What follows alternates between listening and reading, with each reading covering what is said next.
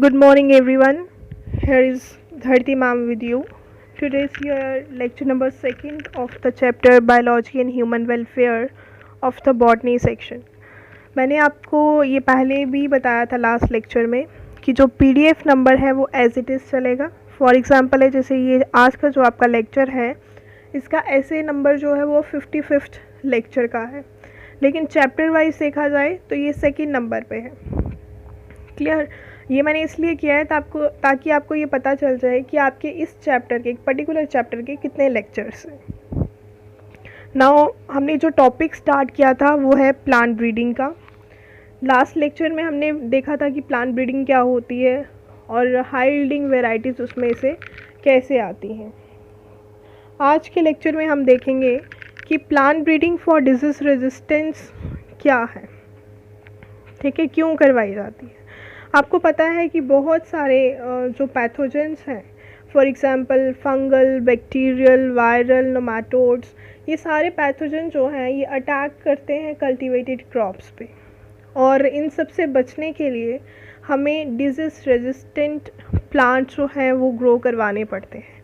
अब सबसे पहले हम देखें कि डिजीज़ होता क्या है. ये एक एबनॉर्मल अनहेल्दी कंडीशन है जो प्रोड्यूस होती है in an individual due to defective nutrition or defective heredity, or we can say unfavorable environment or infection. In reason से ये डिजीज़ कॉज हो सकता है. अब जो डिजीज़ कॉजिंग ऑर्गेनिज्म होता है उसे हम कहते हैं पैथोजन, और जिस इंडिविजुअल में डिजीज़ कॉज्ड होता है बाय द पैथोजन उसे कहा जाता है host. Clear. And the development of disease in a plant depends on 3 factors. First one is the host genotype, second one is the pathogen genotype, and the third one is the environment. इन तीनों, ये जो 3 factors हैं इन पे depend करता है ये development of disease. Then next हमारे पास है कि रेजिस्टेंट क्या होता है. Some host genotype possesses the ability to prevent a pathogen strain from producing disease, and such host lines are called resistance. और यही जो एबिलिटी होती है इसे क्या बोला जाता है, रेजिस्टेंस और डिजीज़ रेजिस्टेंस. देन हमारे पास कुछ मेथड्स हैं of breeding the disease for disease resistance. ये दो वेज में होता है. First one is the conventional breeding and the second one is the mutational breeding. Now see, conventional breeding में कुछ सिक्वेंशियल स्टेप्स हैं. First one is the screening germplasm for resistance sources, then hybridisation of the selected parents. ठीक है, जैसे हमने पहले भी ये डिस्कस किया है कि हाइब्रिडाइजेशन प्रोसेस आता है, तो वैसे ही इनकी हाइब्रिडाइजेशन करवाई जाती है और फिर जो हाइब्रिड आता है उसे सेलेक्ट किया जाता है और इवेलुएट किया जाता है. देन उसकी टेस्टिंग होती है और न्यू वैरायटी को रिलीज़ कर दिया जाता है. फॉर एग्जांपल है क्रॉप, जैसे हम लेते हैं वीट, इसकी वैरायटी बात करूं तो हिमगिरी, एंड रेजिस्टेंट है ये कौन से डिजीज़ के, लीफ एंड स्ट्राइप रस्ट और हिल बंट. इसके सिवाय बहुत सारी एग्जांपल्स हैं. For example brassica is there, cauliflower is there, chilli, coffee. तो ये अलग अलग डिजीज़ को रेजिस्टेंस प्रोवाइड करते हैं. Then we have the polyploidy in crop improvement, और हम कह सकते हैं इसको पॉलीपोलाइट ब्रीडिंग. लेकिन सबसे पहले क्वेश्चन आता है कि पॉलीपोलाइट होता क्या है या पॉलीपोलाइटी क्या होता है. An organism which has more than 2 sets of chromosome और जीनोम पर सेल, उसे क्या बोला जाता है, पॉलीपोलाइट, और इस कंडीशन को बोला जाता है पॉलीपोलाइटी.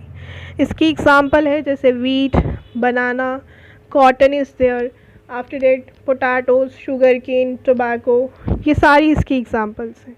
और इनमें कितने नंबर है, क्या नंबर है जीनोम का, उसके बेस पे इनको अलग अलग तरह से नेमिंग प्रोवाइड की गई है. अगर 3N है, 3 नंबर है तो ट्राइप्लॉइड, अगर 4 है तो टेट्रापोलाइड, 5 है तो pentaploid, hexaploid and so on. Clear. Then polyploid जो है वो 2 तरह की है, ऑटोपोलीपोलाइट एंड एलोपोलीपोलाइट. जो ऑटोपोलीपोलाइट है उसमें न्यूमेरिकल इंक्रीज होता है सेम जीनोम का। फॉर एग्जांपल ट्रिप्लॉइड है तो 3 इन नंबर है, टेट्राप्लॉइड होगा तो 4 इन नंबर हो जाएगा। तो यहाँ पे इंक्रीज हो रहा है नंबर का। क्लियर? एग्जाम्पल है मेज़, राइस, ग्राम, ठीक है, ये सारी इसकी एग्जाम्पल्स हैं। Then we have the allopolyploidy. Allopolyploidy क्या है? It has developed through hybridisation between 2 species followed by doubling of chromosomes. इसमें मैं एग्जांपल दूं तो अगर ए है तो एक और ए होगा, बी है तो एक और बी होगा, दैट इज़ ए बी, ठीक है, डबलिंग हो रहा है। इसकी एग्जांपल है हमारे पास wheat, American cotton, Nicotiana tabacum, ये कुछ इनकी एग्जांपल्स हैं। Then we have the mutation breeding. Mutation breeding हम बाद में देखेंगे, सबसे पहले देखेंगे कि म्यूटेशन क्या होता है। अगर कोई सडनली चेंज आता है, हेरिटेबल चेंज आता है, तो उसे हम क्या बोलते हैं? Mutation. That is mutation is a sudden inheritable change in a character of an organism. Mutation अगर नेचुरली अकर होती है तो उसे स्पॉन्टेनियस म्यूटेशन कहा जाता है, and they are both germinal and somatic as well. And use of induced mutation in plant breeding to develop improved varieties is called mutation breeding. इसे mutation breeding कहा जाता है कि अगर हम स्पेशली इंड्यूस करें म्यूटेशन इन प्लांट ब्रीडिंग और उससे इम्प्रूव्ड वेराइटीज़ लें तो उसे क्या बोलेंगे हम? Mutation breeding. देन नेक्स्ट हमारे पास है कि insect resistant plants, that is plant breeding for developing resistance to insect और पेस्ट। आपको पता है कि इंसेक्ट और पेस्ट से जो हार्मफुल इफेक्ट होता है उसे हम इन्फेस्टेशन कहते हैं। Clear? So insect and pest infestation are the 2 major causes for large destruction of crop plants and crops. और इसकी जो एग्जाम्पल है वो है ब्रेसिका मस्टर्ड, वैरायटी अगर मैं लूँ तो प्यूसा गौरव, और रेजिस्टेंस ये क्या किससे है? एफिड्स से। This is a disease. इसके सिवाय फ्लैट बीन्स, ओकरा जिसे हम भिंडी कहते हैं, तो अलग अलग जो क्रॉप्स हैं वो अलग अलग रेजिस्टेंस प्रोवाइड करती हैं to disease. Then we have the plant breeding for improved food quality. हमें फूड क्वालिटी क्यों इंक्रीज़ करनी पड़ रही है? उसका रीज़न है that is 3 billion people suffer from the protein, vitamins, micronutrient deficiency or hidden hunger because these people cannot afford to buy adequate vegetables, fruits, legumes, fish and meat. ये proper food by नहीं कर पाते। इनको जितना खाना मिलता है वो कम से कम इतना मिले कि उसमें क्वालिटी हो। तो इसकी वजह से हमें इम्प्रूव्ड फूड क्वालिटी वाले प्लांट भी ग्रो करवाने पड़ते हैं।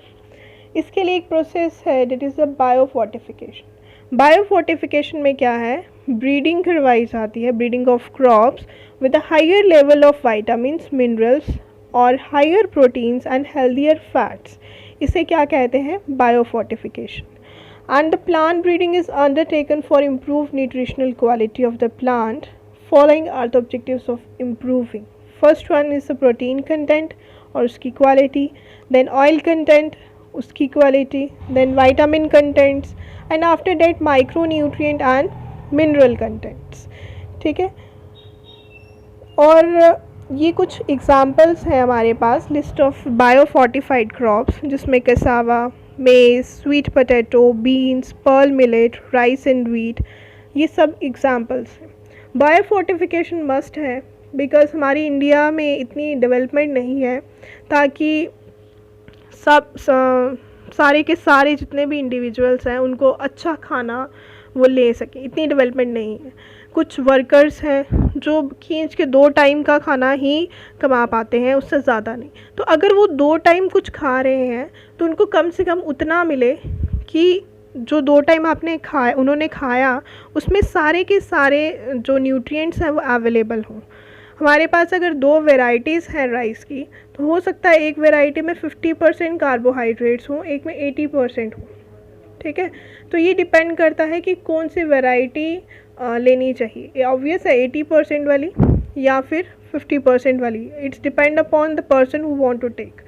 देन प्रोटीन्स की बात करें तो जो प्रोटीन्स है वो भी हो सकता है, कुछ में 50% हो, कुछ में 80% हो।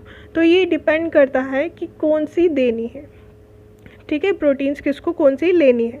लेकिन जो लोअर सेक्शंस है, वर्कर्स हैं, उनको तो 80% ही प्रोटीन चाहिए, क्योंकि उन्होंने 2 टाइम खाना खाना है, और वो कम से कम उन्हें इतना अच्छा मिले कि proteins, vitamins, healthier fats, minerals सब कुछ उन्हें उसी में मिल जाए। इसलिए हम ये इम्प्रूव्ड क्वालिटी जो है वो ग्रो करवाना प्रेफर करते हैं। सो this is all about for the topic plant breeding. Plant breeding में हमने 2 लेक्चर्स लिए हैं। पहले लास्ट टाइम भी हमने जो लेक्चर किया वो भी प्लांट ब्रीडिंग का था, और ये भी क्या है, प्लांट ब्रीडिंग का है। क्लियर?